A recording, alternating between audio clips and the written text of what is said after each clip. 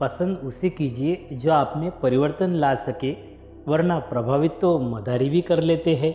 नमस्कार दोस्तों, मेरा नाम है नीलेश। मैं आपको आज एक सुंदर घटना सुनाने जा रहा हूँ।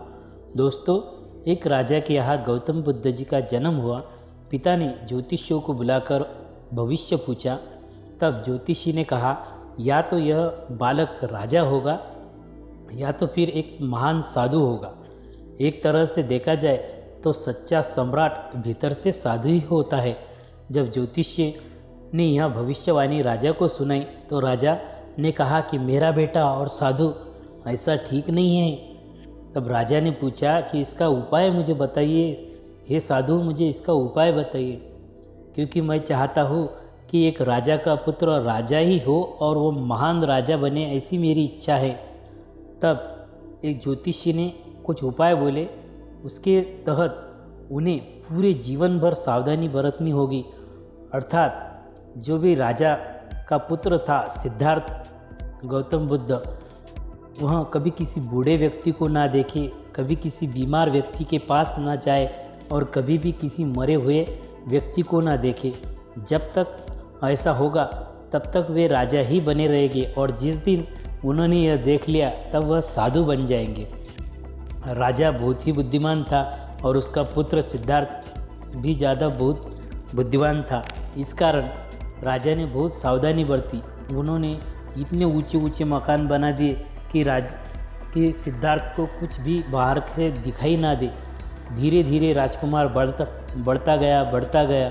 उसे कुछ भी बाहर की दुनिया का ज्ञान ही नहीं दिया गया। वह कोमल मन की तरह राज दरबार में ही बढ़ रहा था और धीरे धीरे वह बढ़ता गया। और एक दिन उसके शादी का समय हो गया। फिर राजा ने उसके लिए एक लड़की ढूंढकर उसका शादी की, और थोड़ी ही दिनों के बाद उसके एक पुत्र राहुल नाम का एक पुत्र हुआ। अब राजा ने सोच लिया कि अब मुझे देखने की ज़रूरत नहीं है, अब मेरा पुत्र ही मेरा कारभार जो राज दरबार है वह संभालेगा। अब मैं निश्चिंत होता हूँ। तभी सब अच्छा चल रहा होता है। तभी एक दिन राजकुमार सिद्धार्थ कहते हैं कि हे पिताश्री, आपने मुझे बहुत दिनों तक संभाला, लेकिन मुझे नगर का पता ही नहीं है। मैं नगर देखना चाहता हूँ। राजा ने कहा, ठीक है, तुम तो नगर देख ही सकते हो। और उसके लिए एक खास व्यवस्था की गई और उसके साथ में एक सारथी को भी उसके साथ जाने के लिए तैयार किया गया। और सारथी को खास कहा गया कि इसे कोई भी अनुचित वस्तु ना दिखाई दे। सारथी ने भी ठीक है कहकर उस दिन की तैयारी हो गई और राजा अपने ही नगर के परिक्रमण के लिए निकल गए। धीरे धीरे वह जैसे ही मार्ग से गुजरने लगे जहाँ पर तैयारी नहीं थी, वो आज गए। और बहुत आश्चर्य की बात, जीवन में पहली बार सिद्धार्थ गौतम बुद्ध जी ने एक बूढ़े आदमी को देखा। उनकी कमर झुकी हुई थी, पूरी चमड़ी से झुर्रियाँ पड़ी हुई थी। बहुत परेशान और दुख से वह बेहाल था। उसकी चाल बहुत ही धीमी हुई थी। बूढ़े की झुकी हुई कमर को देखकर सिद्धार्थ ने सारथी को कहा कि क्या एक दिन मैं भी बूढ़ा हो जाऊंगा? तब सारथी ने कहा, हाँ राजकुमार, हर व्यक्ति इस जीवन में बूढ़ा होता ही है। हर व्यक्ति के जीवन में 3 अवस्थाएं आती है, पहली बचपन, दूसरी जवानी और तीसरा बुढ़ापा। एक दिन तुम भी बुढ़ापे की अवस्था में जाओगे। राजकुमार, यह संसार का नियम है, चाहे गरीब हो या अमीर, सबका शरीर शिथिल अर्थात बूढ़ा होता ही है। राजकुमार सोच में ही पड़ गया। सारथी ने रथ को आगे बढ़ाया। कुछ देरी तक एक बीमार व्यक्ति मिला जो रोगों से घिरा हुआ था। उस पीड़ित व्यक्ति को देखकर राजकुमार का मन बहुत ही दुखी हुआ। तब राजकुमार ने सारथी को पूछा कि इसको क्या हुआ है? तब सारथी ने उत्तर दिया, यह व्यक्ति बीमार है, इसीलिए यह कह रहा है। इस संसार में बहुत दुख है और सुख है, लेकिन सुख से ज़्यादा दुख इस दुनिया में है। वह अच्छे अपने भाग्य की बात है कि कोई दुखी और कोई सुखी है। तो राजकुमार ने कहा, क्या मैं भी कभी बीमार हो सकता हूँ?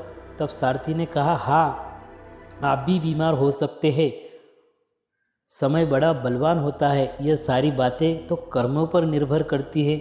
चाहे राजा हो या रंक, सुख दुख सब पर आते ही है। अगर शरीर में कोई रोग आना है तो वह आकर ही आएगा। यह बात सुनकर राजकुमार सोच में पड़ गए।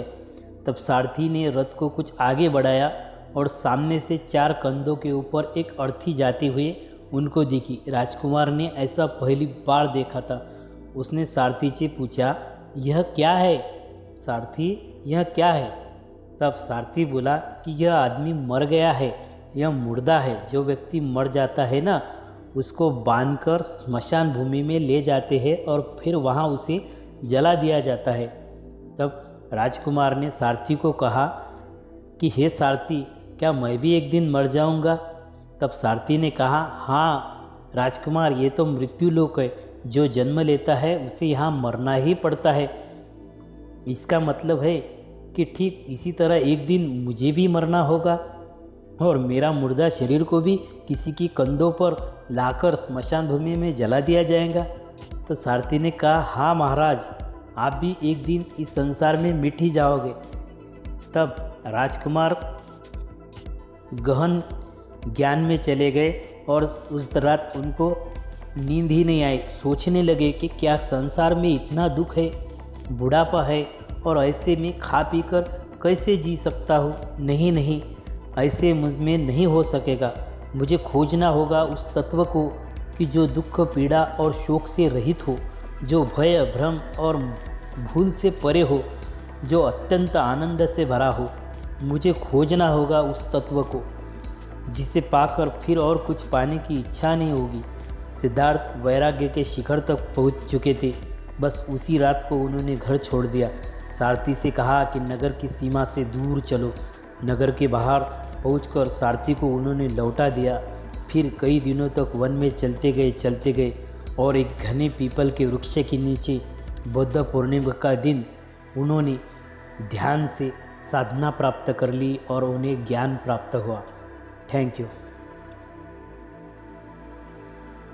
हमारी यह कथा आपको अच्छी लगे तो हमारे चैनल को लाइक कीजिए, शेयर कीजिए और बेल आइकन दबाकर सब्सक्राइब कीजिए ताकि हमारी जो भी आने वाली वीडियोज़ है वो आपको तक सरलता से पहुंच जाए। तब तक के लिए शुक्रिया, आबाद रहिए।